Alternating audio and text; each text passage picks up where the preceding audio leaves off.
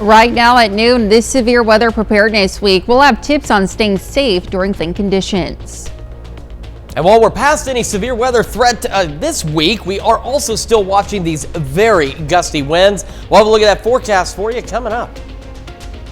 Plus, elementary students put their engineering skills against Mother Nature. The 4 states' most watched news starts now.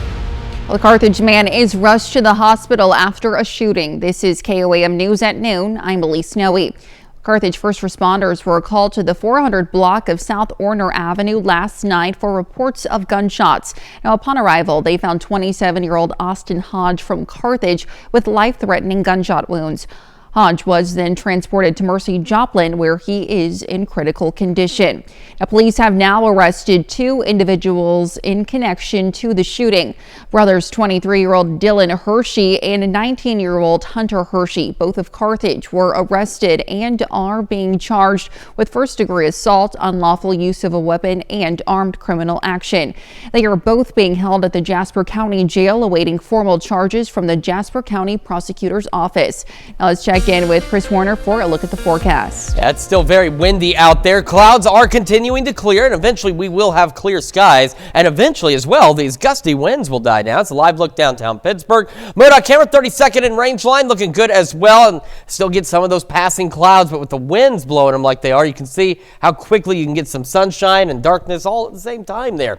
We still have wind alerts. Now, the ones for Oklahoma and Arkansas expired at noon. They have not been reissued, and all we have left in terms of the high wind warnings is Lynn and Bates County, and so those will still continue through 6 o'clock this evening. Wind advisories in southeast Kansas here run through 4, and then everywhere else they'll still continue through 6, with those gusty winds still anywhere from 40 to 60 miles an hour. Started yesterday a degree above normal, but made it a few degrees above normal at 62. Not going to be that way today, sitting at 38 in Joplin, 37 Pittsburgh. Of course, down to the south and west, a little more sunshine, a little warmer, got some mid-40s. The rest of us hanging out in the mid to upper 30s still. Temperatures will eventually turn around and fall back into the 30s and eventually the upper 20s, but we'll have clear skies and those winds will at least briefly ease up for us. We've got some warmer weather on the way and some rain chances. We'll talk about that with you in the full forecast here in just a few more minutes. Elise? All right, Chris, thanks. Well, yesterday, strong winds brought down multiple power poles in Jasper County, forcing a road closure and causing a power outage in the area.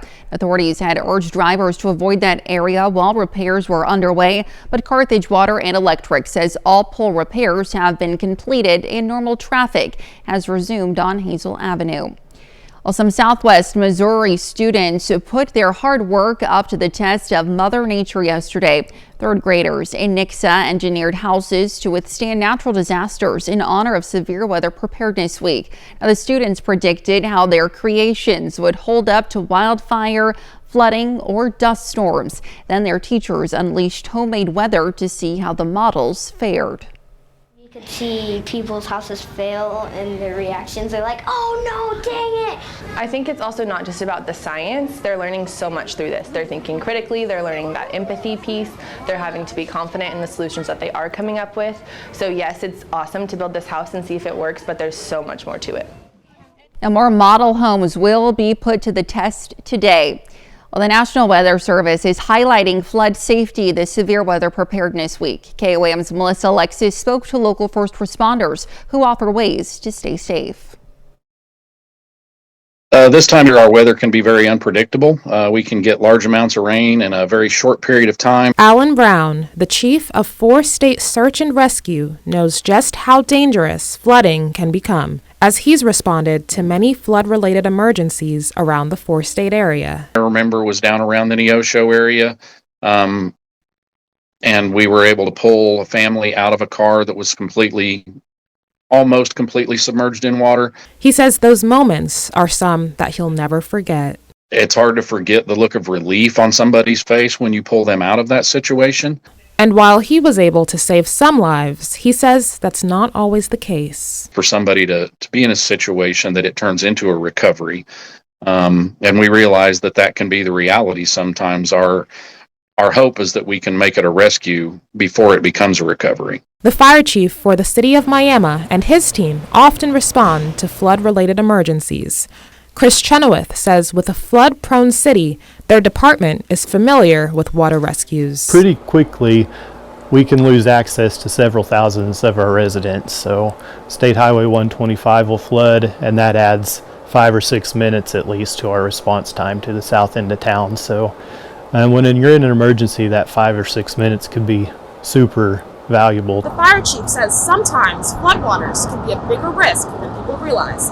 He says it only takes a couple inches of water on the roads to cause an emergency. 6 inches of water is all it takes to knock you off your feet. So if you start walking across flood water and it gets, has washed the road out and you're driving, then you're in trouble before you can do anything.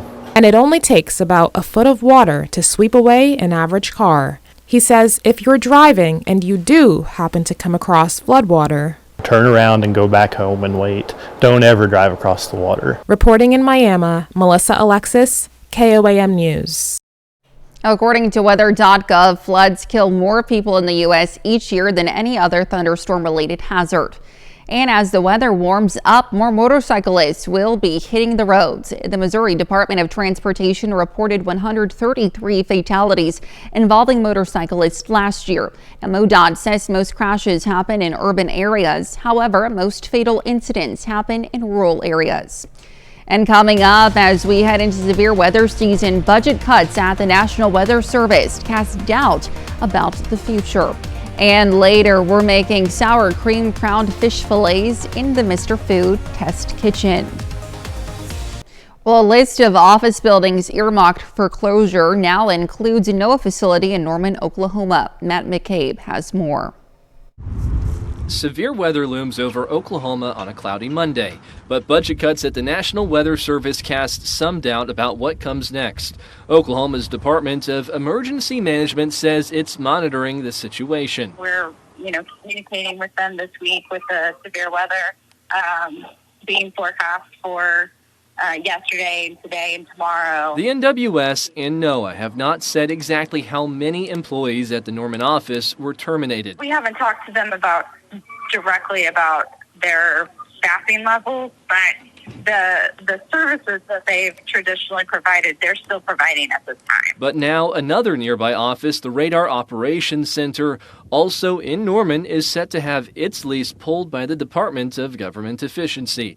Agency spokespersons have not confirmed what happens to the equipment, people, or services based out of the facility. We're very hopeful that the same level of service that we've received from the National Weather Service for many years will continue. That would certainly be our preference. We appreciate working with them and appreciate the services that they provide and the information they provide. A message outside the National Weather Center in Norman turns attention to what's happening behind the scenes. The decision marks the 15th federal building lease in Oklahoma terminated under the direction of the newly established entity led by billionaire Elon Musk.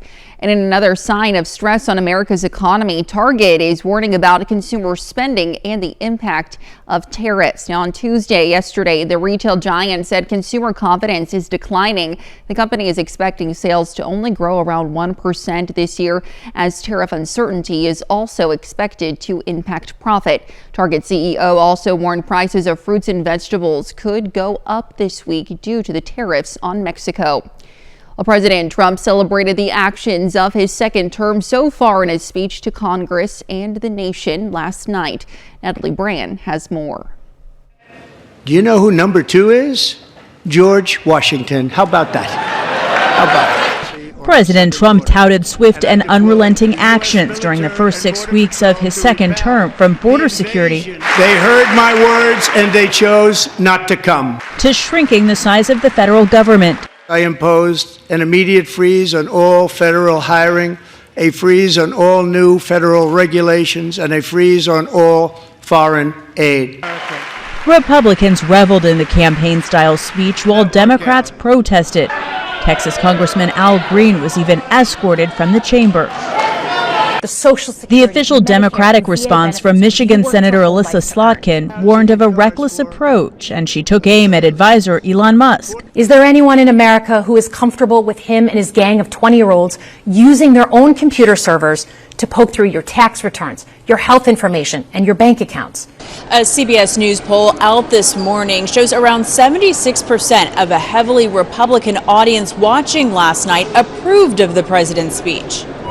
But as fears of a trade war dampen consumer confidence, Commerce Secretary Howard Lutnick promised some movement on tariffs against Canada and Mexico as soon as today. It will not eliminate the tariffs, but it might modify the tariffs somewhat. There could also be movement with Ukraine after a letter from President Zelensky to President Trump following last week's explosive Oval Office meeting. We are where we are now. We think this was a positive step. Also revealed last night, the arrest of one of the suspected planners of the 2021 bombing attack outside Kabul that killed 13 U.S. service members in Afghanistan. That suspect is due in a Virginia courtroom this afternoon. Natalie Brand, CBS News, Capitol Hill. And still to come on KOAM News at noon, Mr. Food. It's Ash Wednesday, and we've got a tasty fish recipe that you'll want to make over and over again in the weeks to come. It's that good. And we've got warmer weather and calmer winds on the way. We'll take a look at that forecast for you right after this.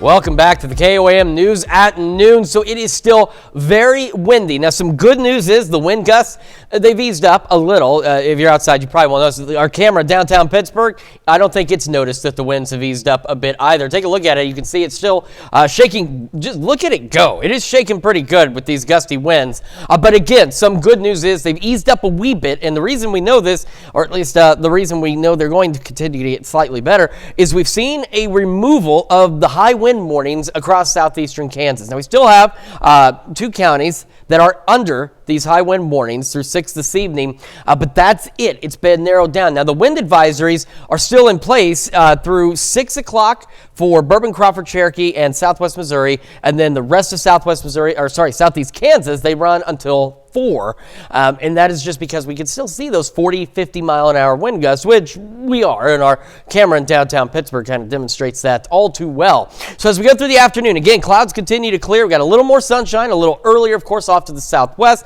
So still expecting some of you out there to be a little warmer than everybody else, but even though you'll be a little warmer, you will still be below average for your highs. Now, winds will continue to ease up as we go into the evening and overnight, so we'll get a brief reprieve from these gusty winds. Then we go into Thursday, clouds begin to increase and the winds will pick up again roughly out of the southwest, but they shouldn't be gusting as intensely as we're seeing right now, but still in that 20 to 25 mile an hour range.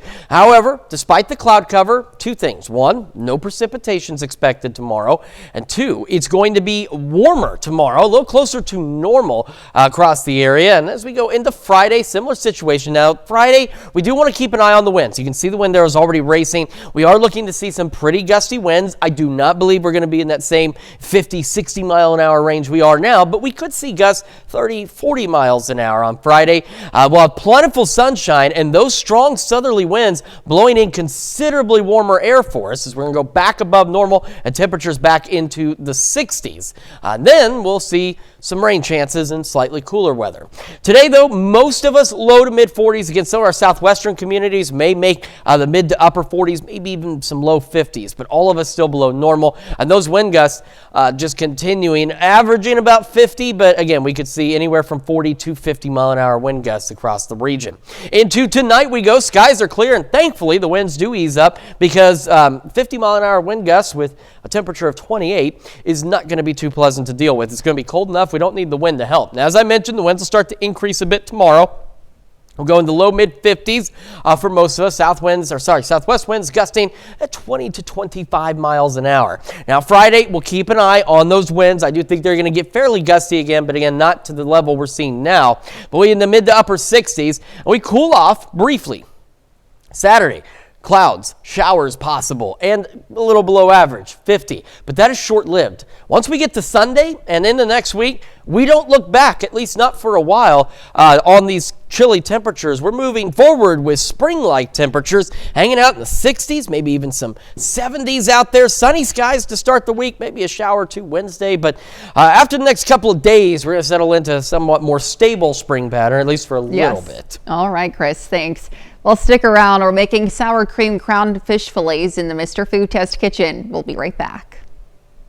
Well, today, Howard's making sour cream crowned fish fillets in the Mr. Food Test kitchen. With today being Ash Wednesday, Christians around the world are receiving ashes to recognize the beginning of Lent. And beyond the many observances that take place during this time, many of you will be eating a lot more fish. So to help keep things exciting, we came up with a new fish dish that I know you're going to love. We start off by cutting about 1.5 pounds of fish fillets into individual portions. Or even easier, you can buy them pre-portioned from the freezer case. We lay them on a baking dish and set them aside for a sec while we mix together some sour cream, Parmesan cheese, paprika, and a little salt and pepper. Now, we spoon this over each fillet and finish them off with a bit of Italian breadcrumbs. This is going to add a ton of flavor. Right before popping these in the oven, we drizzle on some melted butter, and that's it. And if you're wondering what's the best fish to use, we like a mild whitefish like cod, haddock, or farm-raised catfish. When this comes out of the oven piping hot, you'll get the creaminess of the sour cream blended with the Parmesan, which is one amazing combo. It's so good, I hope you'll go online and get the recipe for our sour cream crown fish fillets, so you'll have a new way to keep things interesting. I'm Howard in the Mr. Food Test Kitchen, where today we found a flavor-packed way for you to say, ooh, it's so good. We can find the recipe on KOAMnewsnow.com. Now let's take a look at the 4-state market prices. All right, remember those gusty winds will eventually ease up for us later this evening. Cold tonight, a little warmer tomorrow. Maybe breezy again Friday, but warmer if that helps. Some showers possible Saturday, and then, like I said, we don't look back once we get into Sunday. Warm weather settling in next week, upper 60s and low 70s. I'm certainly okay with not looking back. Those temps look great. Yeah, they look fantastic. Now, if they can only be like that year round. All right. Well, Chris, thanks. Dowdy up for us later on. Allotted 5 starters. A new study suggests some popular brands of hair care have cancer-causing agents in them. We're going to take a look. Plus, students in Allen County are pitching their business plans to local entrepreneurs. And we'll meet a Carthage, Missouri family who's rising from the ashes after losing their home in a fire. Hope you'll join us for those stories. A whole lot more, of course. It's all coming up today on KOAM News at 5. All right. Thanks, Dow. And that's the news for now. Thank you for joining us on KOAM News at noon. We'll see you right back here at 5. Until then, have a great rest of your day.